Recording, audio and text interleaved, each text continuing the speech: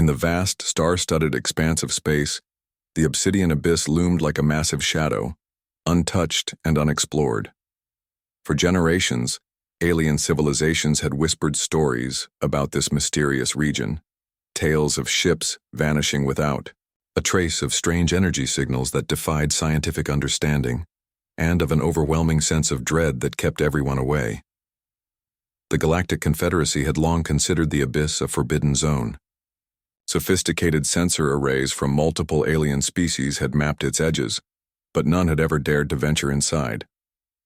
The Zorn researchers calculated probabilities of survival at less than 0.001%. The cautious Krell government had declared the region a permanent no-go zone, with strict penalties for any ship attempting to cross its boundaries. Commander David Kim was different. Where others saw danger, he saw opportunity. His ship, the Pathfinder, was unlike any vessel in the Confederate fleet.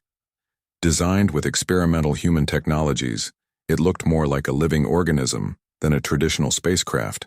Its hull could flex and adapt. Its systems were intuitive and responsive, and its crew believed in possibilities that other species couldn't even imagine. On the bridge, David watched the swirling darkness of the abyss.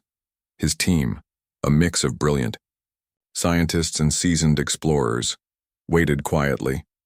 Dr. Anna Park, the lead physicist, ran complex calculations on her holographic displays. Mark Kwan, the technical specialist, monitored the ship's adaptive systems. Rachel Hahn, their navigation expert, had a calm determination in her eyes. "We're going in," David announced, his voice steady and clear. The alien observation teams monitoring the Confederate communication channels nearly went into a panic. Transmission logs would later show hundreds of urgent messages being sent across multiple species communication networks. "The humans are attempting entry into the obsidian abyss," they warned, a mixture of horror and disbelief in their digital communications. As the Pathfinder approached the dark region, strange energy patterns began to emerge. Traditional sensor arrays would have interpreted these signals as threats: unpredictable gravitational waves, radiation spikes, and quantum fluctuations that seemed to defy known physical laws. But the human ship was different. Dr. Park's custom-designed algorithms began processing the data.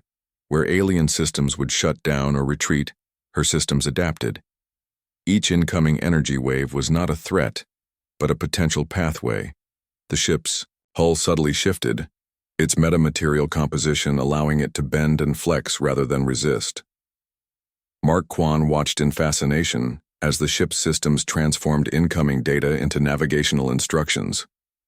What looked like chaos to other species was becoming a complex, readable language to the human crew. The first hour inside the abyss was tense. External communication became difficult. The strange energy fields interfered with standard transmission protocols.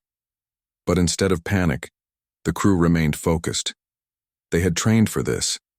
They had prepared for scenarios that other species would consider impossible. Rachel Hahn's navigation skills were put to the ultimate test. Her hands moved across control surfaces, making micro-adjustments that kept the Pathfinder stable. Each movement was a calculated dance, reading the environment's subtle rhythms. Alien observation teams watched in real time, their advanced monitoring systems capturing every moment of what they believed would be the Pathfinder's final journey. Confederate research archives would be filled with data about this moment, the instant when humans either proved their technological brilliance or confirmed the deadly nature of the obsidian abyss. But David Kim and his crew weren't thinking about proving anything. They were explorers, driven by curiosity and a fundamental belief that the universe was meant to be understood, not feared. As hours passed, the Pathfinder not only survived, but began to move with increasing confidence through the dark region. Energy patterns that had stopped countless other expeditions were now being interpreted, navigated, almost communicated with. The obsidian abyss was no longer a mysterious threat. It was becoming a pathway, a challenge to be understood, a frontier waiting to be explored. The Pathfinder continued its journey deeper into the obsidian abyss, pushing boundaries that no spacecraft had ever crossed before. Commander David Kim watched the external sensors with intense concentration. The ship's interior hummed with a quiet energy, a testament to the advanced technologies that kept them moving forward. Dr. Anna Park's workstation was a blur of motion. Her fingers danced across holographic displays, translating the chaotic energy patterns surrounding them into something resembling a navigational map. What looked like random interference to other species was slowly revealing itself as a complex system of interconnected energy streams. "We're detecting something," Mark Kwan announced, his voice cutting through the tense silence of the bridge. The ship's adaptive sensors had picked up a series of unusual signal patterns that didn't match any known cosmic phenomenon. Rachel Hahn adjusted the navigation controls, her movements precise and calculated. The Pathfinder responded like a living creature, bending and shifting around the intense gravitational currents that would have crushed any other spacecraft. Outside the ship, the darkness was alive. Swirling energy clouds moved with an almost organic complexity. Streams of quantum particles danced in patterns that defied traditional understanding of physics. Where alien scientists saw chaos, the human crew saw a language waiting to be understood. Suddenly, a massive energy surge swept across the ship's external sensors. In a traditional vessel, this would have triggered complete system shutdown. But the Pathfinder was different. Its metamaterial hull began to flex and adapt, absorbing the energy instead of resisting it. "Incredible," Dr. Park muttered, her eyes wide with scientific excitement. "The energy patterns are not random, they're structured, they're communicating." David Kim understood what she meant. This wasn't just a region of space. It was a living system, with its own rhythms and rules. The abyss wasn't something to be conquered, it was something to be understood. The alien observation teams watching from a safe distance couldn't believe what they were seeing. Their most advanced monitoring systems showed the human ship not just surviving, but moving with increasing confidence through an environment that had defeated countless expeditions. Mark Kwan's technical systems began to translate the energy signals into recognizable data patterns. What had once looked like random interference was now revealing itself as a complex communication network. The abyss wasn't empty. It was full of information, waiting for someone clever enough to listen. Rachel Hahn's navigation skills were put to the ultimate test. Each movement of the ship was a delicate dance, reading the environment's subtle rhythms. She wasn't fighting against the abyss. She was working with it, finding pathways where others had seen only obstacles. Hours passed. The Pathfinder moved deeper into the mysterious region. External communication remained difficult, but the crew was no longer worried. They had each other, and they had their technology, a combination that had always defined human exploration. Dr. Park discovered something extraordinary. The energy patterns around them weren't just random. They followed mathematical principles that seemed to pulse with a kind of internal logic.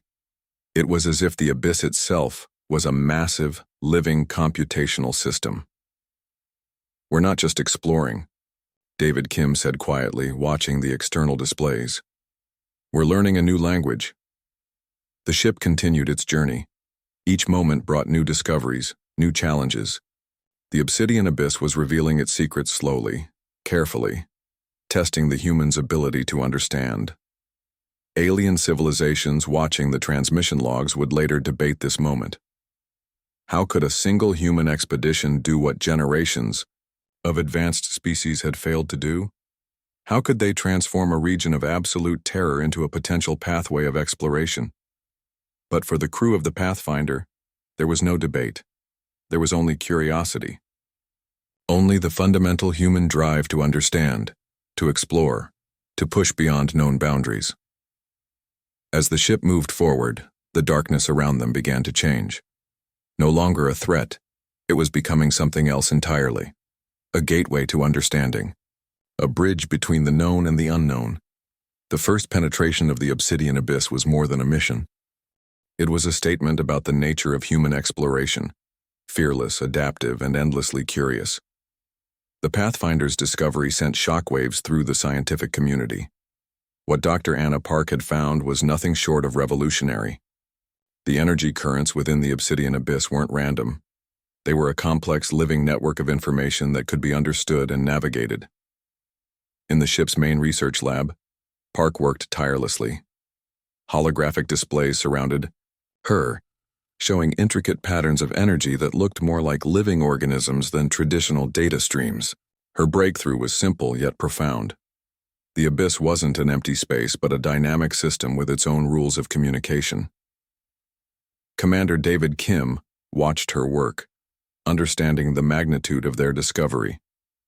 Mark Kwan's technical systems had been crucial. They had developed a new kind of adaptive algorithm that could read and interpret these strange energy signatures. It was like learning an entirely new language, a language of pure energy and motion. The first practical application came unexpectedly. Rachel Hahn discovered that by using the newly developed quantum resonance navigation system, they could actually ride the energy currents. What once seemed like dangerous gravitational waves could now be used as natural highways through space. News of the breakthrough spread quickly through the Galactic Confederacy. Alien scientific teams were both impressed and terrified. The human approach was completely different from anything they had ever seen. Where other species saw obstacles, humans saw opportunities. Research stations began analyzing the Pathfinder's data. The implications were massive. The energy currents could potentially revolutionize space travel, providing faster and more efficient methods of navigation. What had been considered impossible was now becoming reality. Dr. Park's algorithm was elegantly simple. It treated the energy currents like a living system, with predictable patterns and rhythms. Each current had its own signature, its own unique way of moving. By understanding these signatures, ships could navigate through seemingly impossible spaces. Mark Kwan demonstrated the technology to a group of skeptical alien scientists. Using a sophisticated holographic projection, he showed how the new navigation system worked. The energy currents that once looked like dangerous interference could now be mapped, predicted, and used. The implications went far beyond space travel. The same principles could be applied to complex computational systems, energy management, and even communication technologies. Humanity had discovered something fundamental about the nature of energy and information. Rachel Hahn's role was crucial. Her navigation skills combined with the new technology allowed the Pathfinder to move through the abyss with unprecedented precision. She wasn't just steering a ship, she was dancing with the very fabric of space itself. Alien research teams began requesting access to the human data.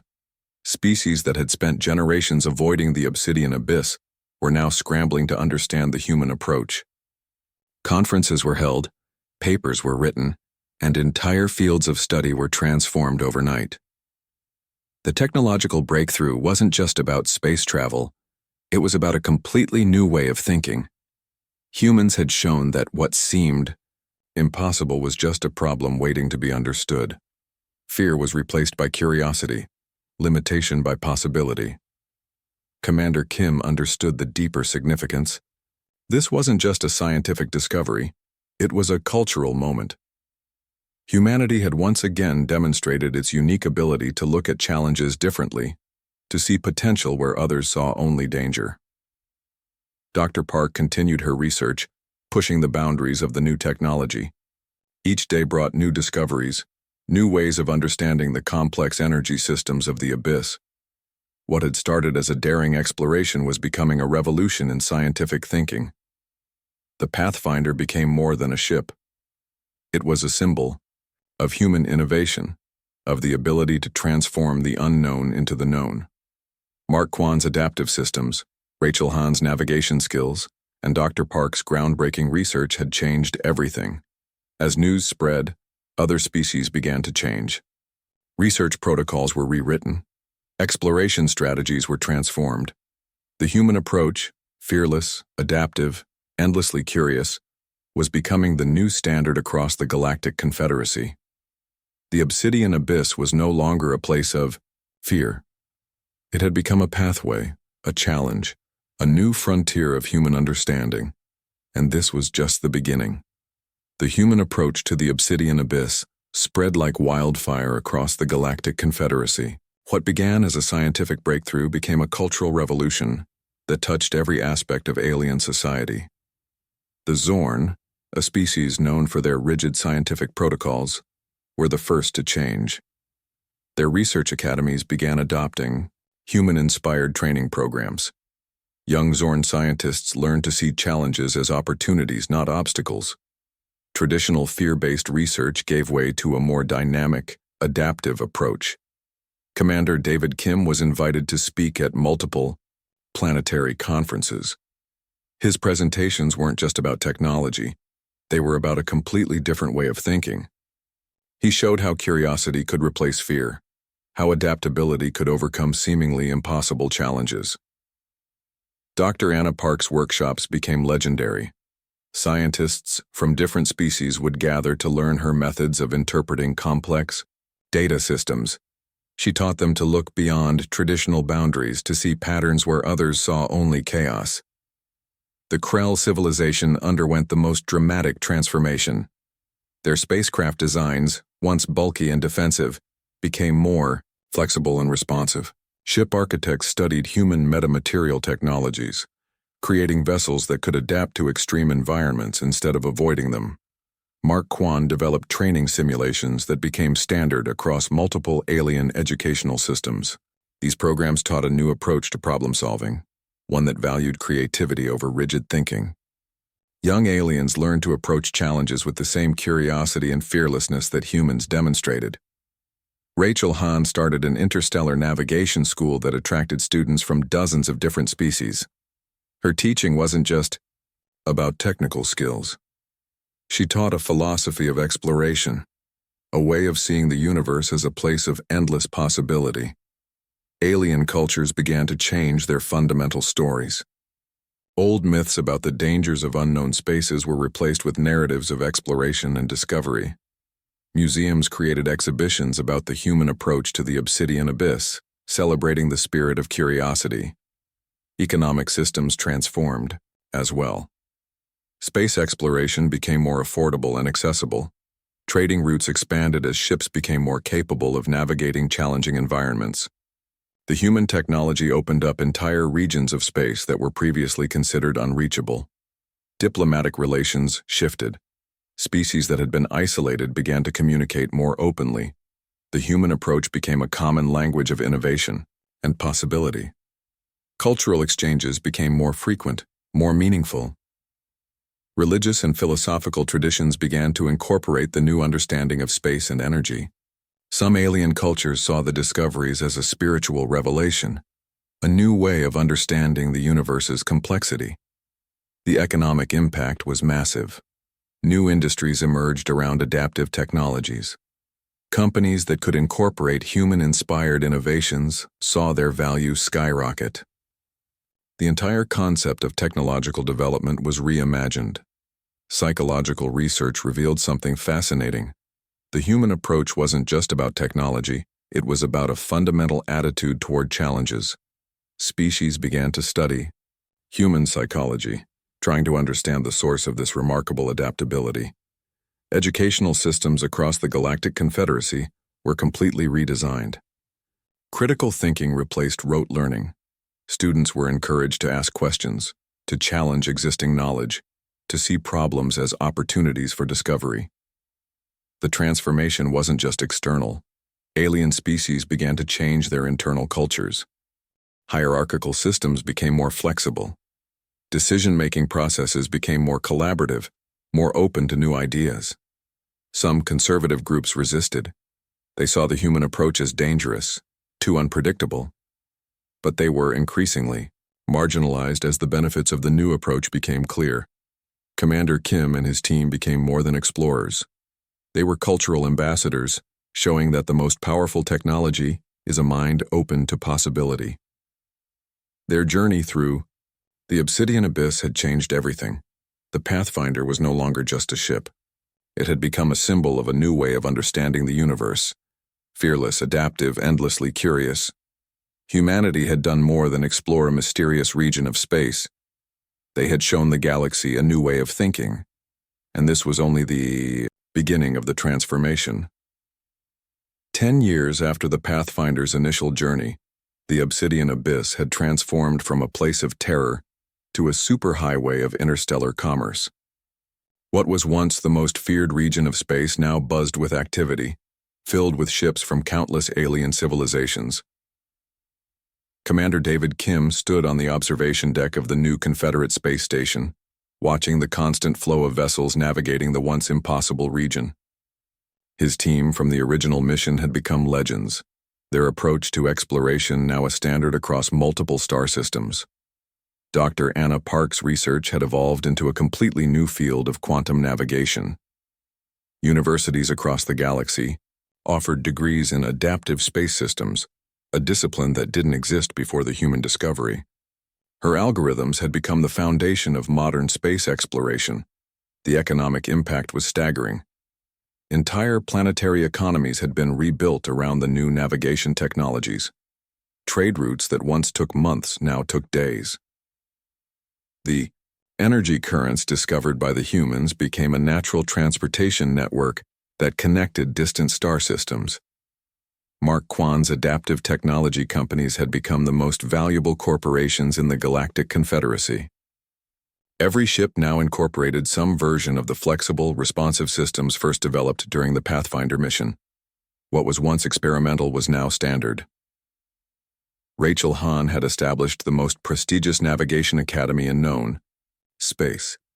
Students from hundreds of different species trained in her programs, learning not just technical skills, but an entire philosophy of exploration. Her motto was simple: fear is just an opportunity waiting to be understood. The Zorn Research. Teams that once calculated impossibly low survival rates now led expeditions into previously unexplored regions. The Krell, once the most cautious of spacefaring species, now designed ships that could adapt to the most challenging environments. Diplomatic relations had transformed completely. The human approach to exploration became a model for problem-solving across different cultures. What was once seen as recklessness was now recognized as a unique form of intelligence, the ability to see potential where others saw only risk. Scientific breakthroughs came faster than ever before. The energy mapping techniques developed in the Abyss were now being applied to everything from medical research to computational systems. Entire fields of study had been revolutionized by the human discovery. The Confederate Space Exploration Council now looked completely different. Where once it was dominated by conservative, risk-averse administrators, now it was filled with individuals who understood the value of adaptive thinking. Human representatives were key advisors in most major decisions. Artifacts from the original Pathfinder mission were displayed in museums across multiple star systems. Children learned about the mission that changed everything. How a small human team had transformed understanding of space exploration. The psychological impact was perhaps the most profound. Alien cultures had learned to approach challenges differently. Fear was no longer a primary response to the unknown. Curiosity had become the most valued trait across scientific and cultural communities. Economic barriers between species began to break down. The shared experience of exploring the Obsidian Abyss created a new kind of galactic unity. Trade, cultural exchanges, and scientific collaboration reached unprecedented levels. David Kim reflected on the journey. What had started as a single mission had transformed multiple civilizations. The Pathfinder was more than a ship. It was a symbol of what was possible when fear was replaced by curiosity. New exploration missions were being planned constantly. Areas of space once considered impossible to approach were now seen as exciting frontiers. The human spirit of exploration had become the standard across the Galactic Confederacy. Dr. Park's team was already working on the next breakthrough. Rumors spoke of even more complex navigation technologies, of ways to understand energy systems that were currently beyond imagination. The frontier was always expanding.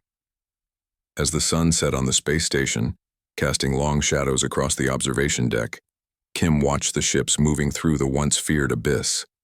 Each vessel represented a story of discovery, of breaking through limitations. The human approach had changed everything. What was once a region of darkness had become a pathway of light. a testament to the power of human curiosity and innovation. And this was just the beginning of humanity's journey into the unknown.